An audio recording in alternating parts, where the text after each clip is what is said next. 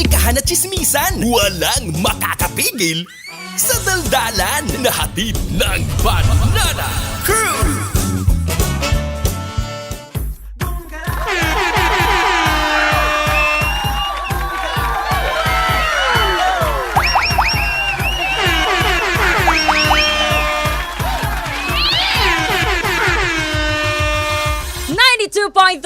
FM Radio Manila, your favorite music radio. Ka-Vibes!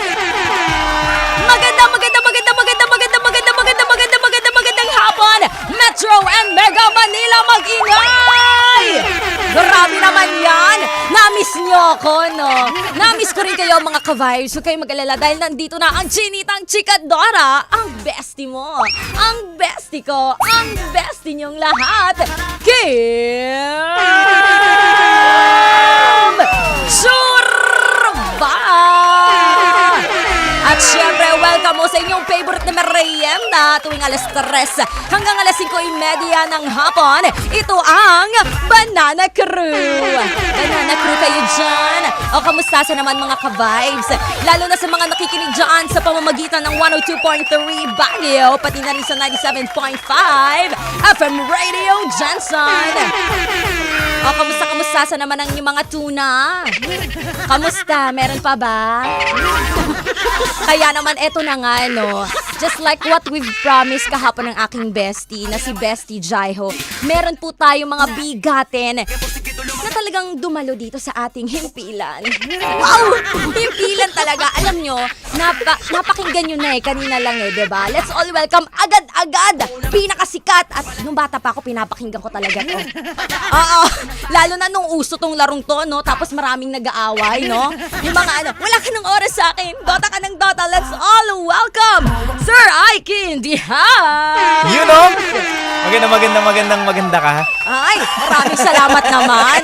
Alam mo, hindi sayang yung pag-makeup ni Kim Chorba.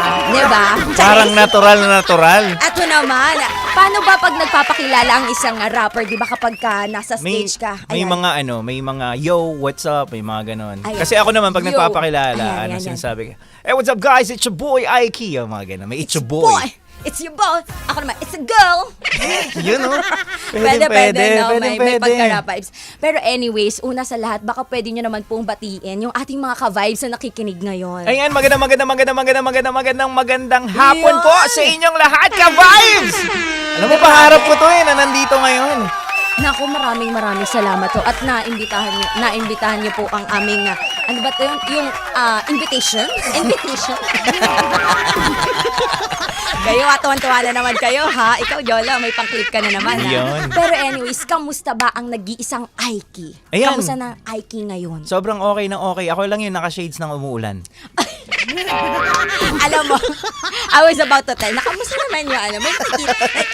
Feeling ko hindi mo nakikita yung kagandahan ko. Kitang-kita ko. Yung joke lang ako ni Aiki. Iba yung radar mo dito. Parang Vegeta to eh. Ang Vegeta. May radar to.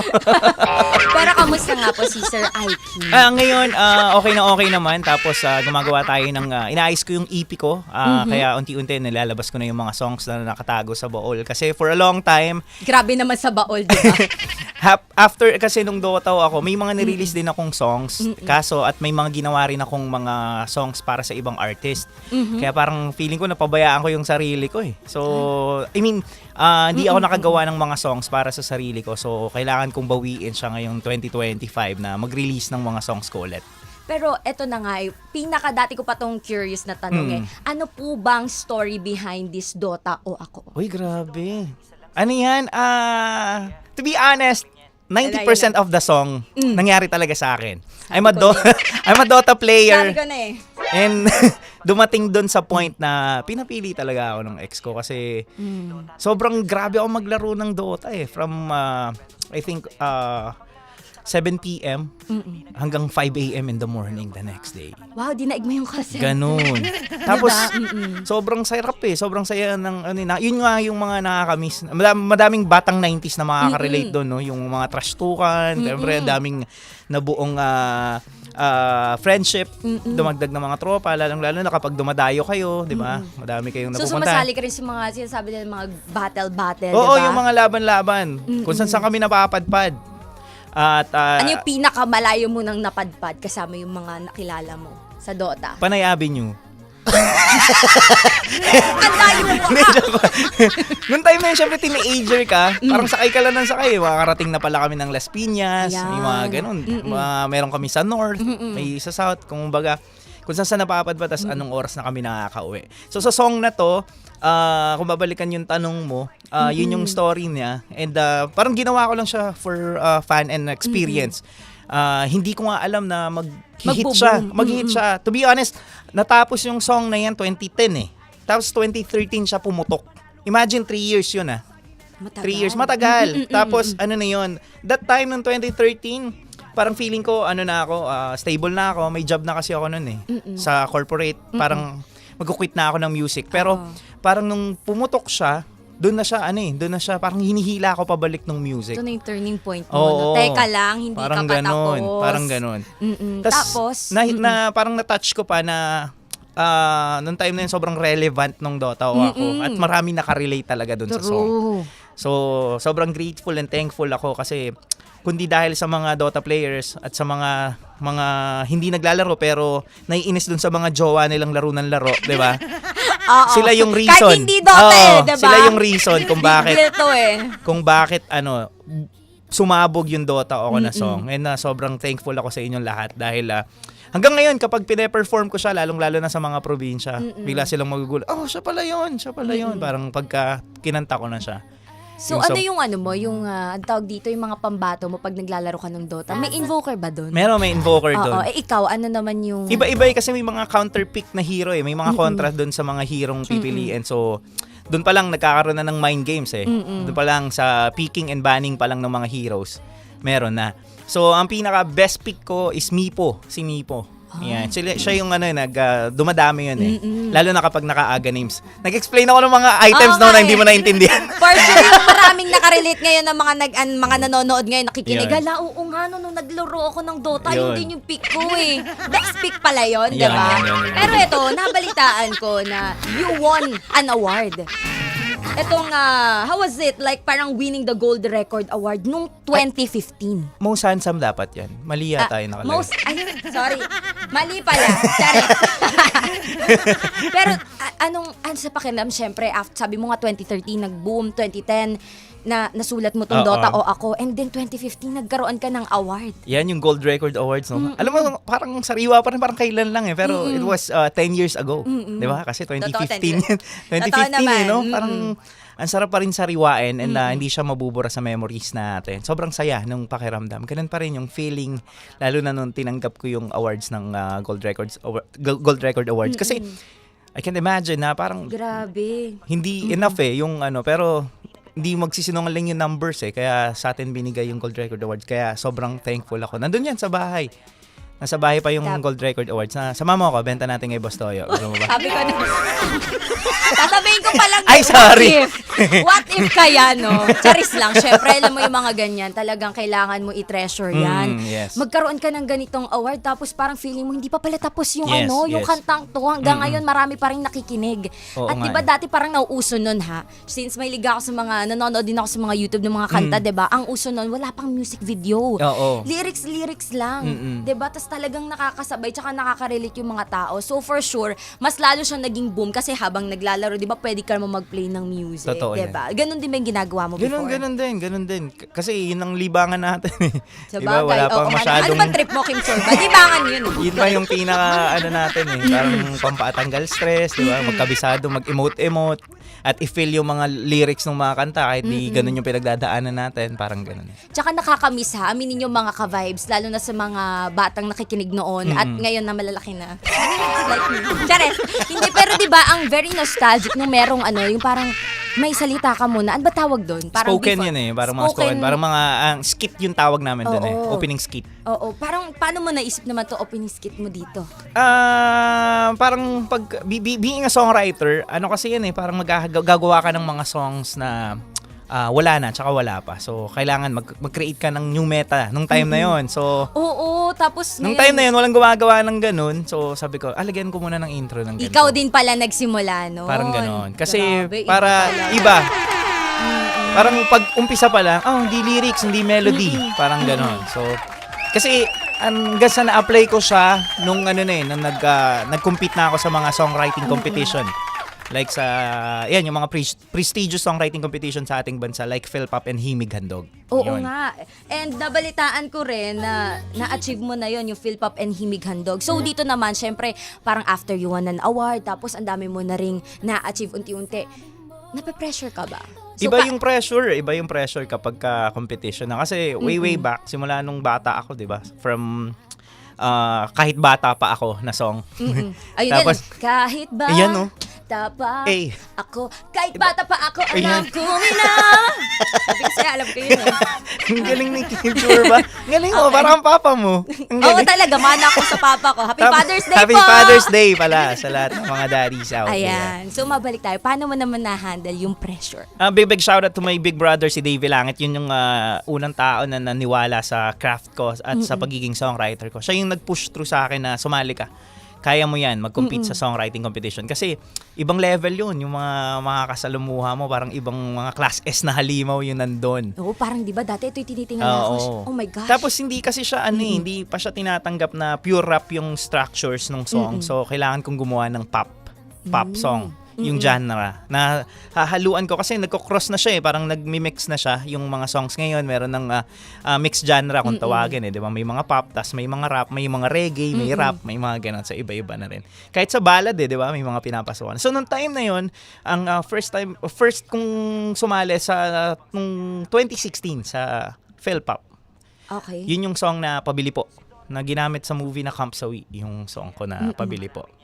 Yung kung ang concept nun is kung nabibili ba ang pag-ibig, bibili ka.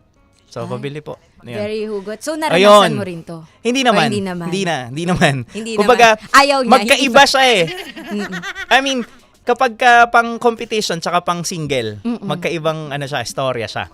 So yung pang competition, kailangan competitive yung from the title itself, yung context ng kanta mo.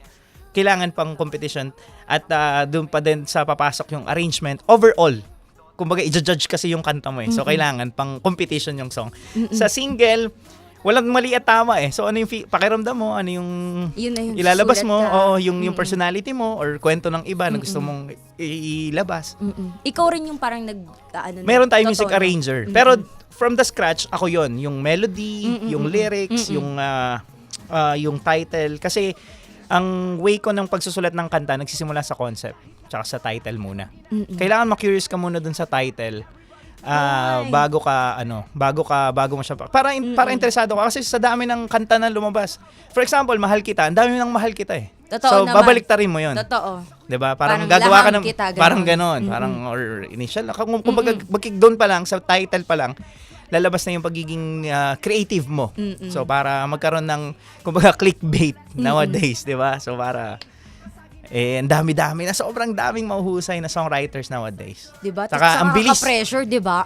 Ang bilis. Lalo Ang bilis na- mag-release, 'di ba? Yes, correct. Pabilisan ba to? Diba? Hindi, totoo Through social naman. media, 'di ba? Yes. At saka, ito pala nabalitaan ko din. Alam mo ba, favorite ko din to, bukod sa Dota o ako, bata pa, ganyan. Alam mo, ito yung gustong-gusto kong sinasayaw. Yung Dance With You. Kasama ka pala ni Skastakli dito. Hindi, yung Dance With You naman, yan, yung kasama ko sa latest single ko, si Yuri Dope. Okay. Mali na balitaan mo. Oo, mali pala. Mali na yung ko. Dito naman sa atin, ni X-Battalion. Yan, si Yuri Dope pa rin. din. Oo, So si Yuri Dope, paano naman kayo nagkaroon ng collaboration ni Yuri Dope? Yung latest single ko, which is AKMK, alam kong magagawa ko. Kasama ko dyan si Jom Kasem and Yuri Dope. Si Yuri Dope, aksidente lang na bigla siyang napadpad sa studio kasi meron silang shoot ng music video ng latest single din nila. Then parang may bakanteng oras, so nagkatanong Kuis, may kanta ka ba dyan? Sakto, meron akong butas na verse. Noong time na yon, sabi ko, tara, gawin natin to. Pag mga rapper kasi, minsan mabibilis talaga gumawa. Oo, parang tropa mo na padaan. Ano nagawa mo, di ba? Ganun. So, nung time na yon, bigla siya nagsulat ng verse niya. Di naging gumana. Yun, si Yuri Dope ay isa sa mga members ng OC Dogs at ngayon ng XB. Oh, Yan. So, okay, yan yung mga songs na kasama siya ni Skasta. Kaya doon nangyari. Tapos, pero na-meet mo naman din sila. Oo, na-meet ko. Nung time na yun, doon kami nakita sa studio. Tapos, si Jom Kasem naman ng Almost. Si Jom Kasem, nag-guest na namin kasi meron kaming online show. Si Jom Kasem is also a rapper. Oo. Right? Singer and songwriter, tsaka rapper siya ng Almost.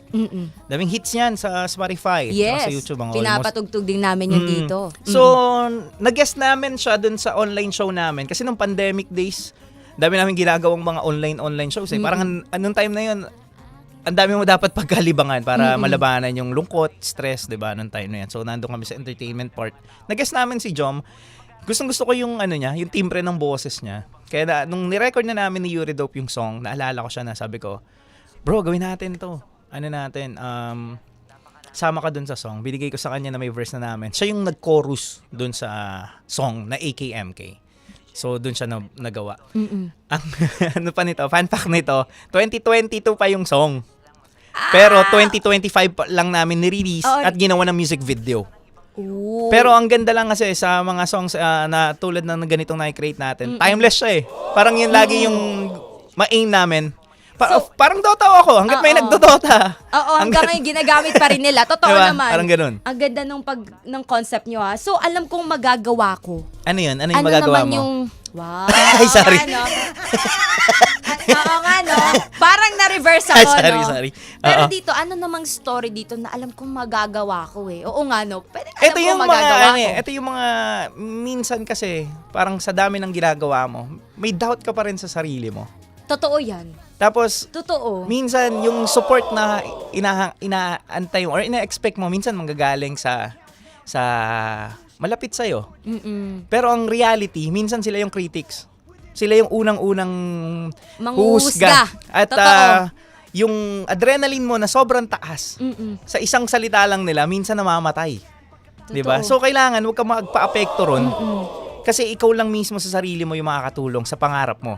So kaya siya alam kong magagawa ako. Kasi unang tulungan at paniwalaan mo yung sarili mo. Totoo. Na nagkaisa kami, nag-unite kami doon sa idea na yon.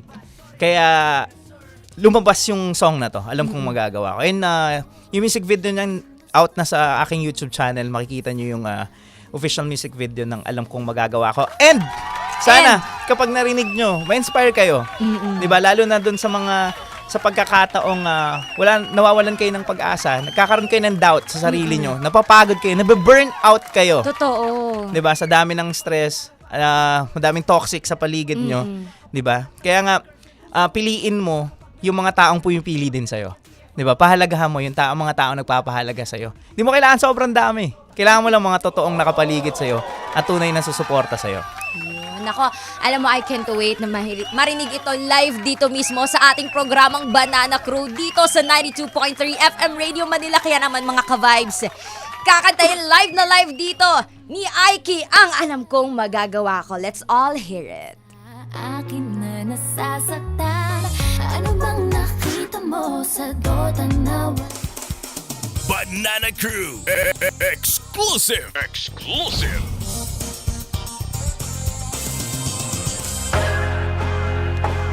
Yeah.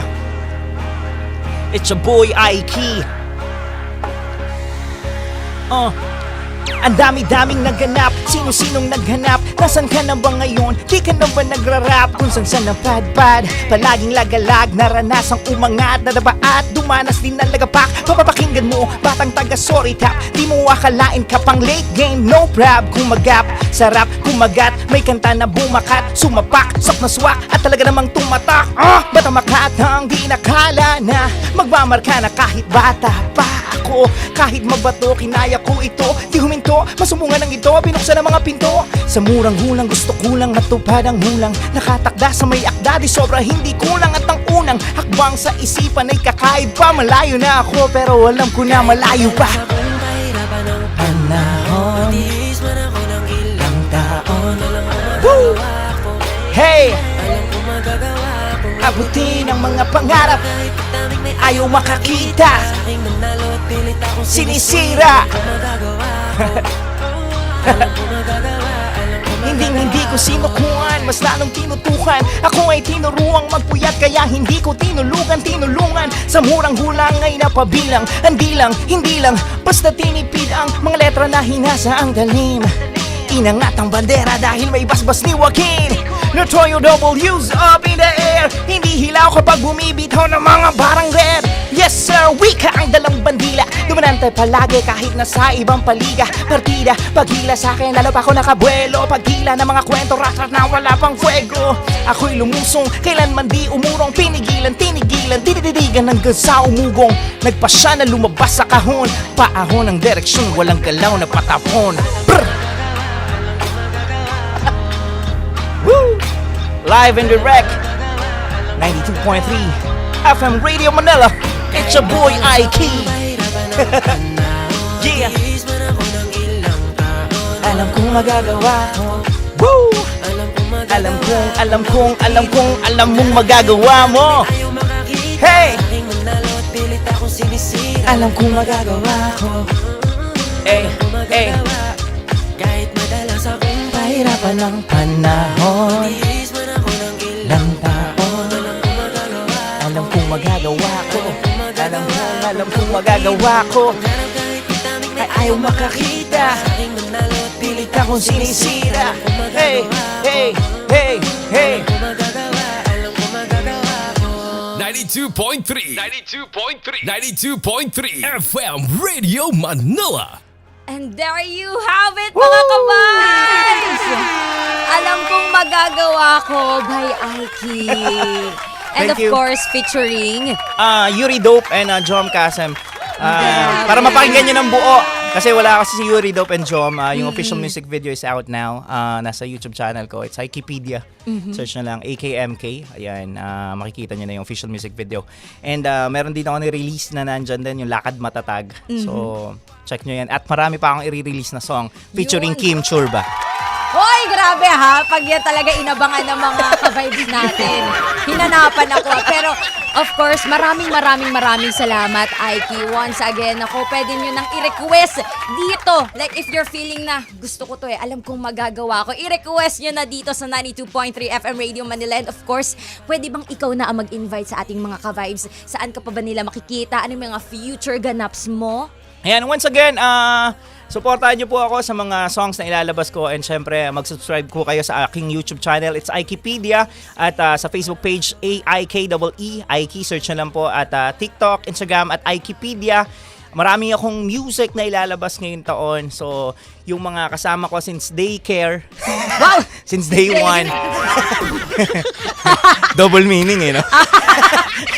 Since day one, ayan, marami tayong mga ilalabas ngayon. And gusto ko magpasalamat 92.3 FM Radio Manila for having me. Maraming salamat. Sobrang nag-enjoy ako. Kim Churba, sobrang salamat. Thank you so much. Rin. Mabuhay ka ng 100 times a day. Salamat po sa inyong lahat. Safety. Nako, maraming salamat, Aiki. Once again, mga ka-vibes, Aiki in the house! Brr!